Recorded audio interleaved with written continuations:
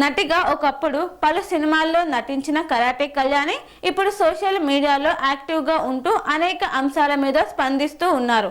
ముఖ్యంగా హిందుత్వవాదిగా బీజేపీకి సపోర్ట్ చేస్తూ హిందూ సంఘాల మీద లేదా హిందూ దేవతల మీద ఎవరు కామెంట్ చేసినా ఆమె సోషల్ మీడియా వేదికగా విరుచుకుపడమే కాదు పోలీస్ కేసు వరకు వెళ్తున్నారు. తాజాగా ఆమె మీద దాడికి ప్రయత్నం జరిగినట్లు తెలుస్తోంది. ఆదిబట్ల వండర్ల దగ్గర ఇద్దరు నిందితులు లక్కీ డ్రా పేరుతో ప్రచారం చేస్తుండగా పంజాగుట్ట పోలీసుల సహాయంతో ఆ ఇద్దరు నిందితులను పట్టుకున్నట్లు తెలుస్తోంది. నిజానికి వీరిద్దరూ లక్కీ డ్రా పేరుతో తిరుమల తిరుపతి దేవస్థానం ముందు వీడియో చేసి పోస్ట్ చేశారు. ఒక ఫార్చునర్ కార్ లక్కీ డ్రా తీస్తున్నామని, గెలిచిన వ్యక్తికి తిరుమల తిరుపతి దేవస్థానం దర్శనం కూడా చేస్తామంటూ ప్రచారం చేస్తున్నారు. ఈ విషయం మీద ఇప్పటికే హిందూ సంఘాలు మండిపడుతున్నాయి. ఇప్పటికే వీరిపై కరాటే కళ్యాణి కేసు కూడా నమోదు చేసినట్లు తెలుస్తుంది.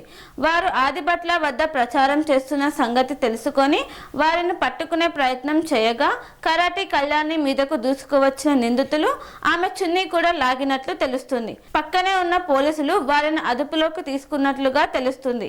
ఈ మధ్య కాలంలో సోషల్ మీడియాలో లక్కీ డ్రా పేరుతో అనేక మంది కార్లు, హౌసింగ్ ప్లాట్లు అంటూ ప్రచారం చేస్తున్నారు.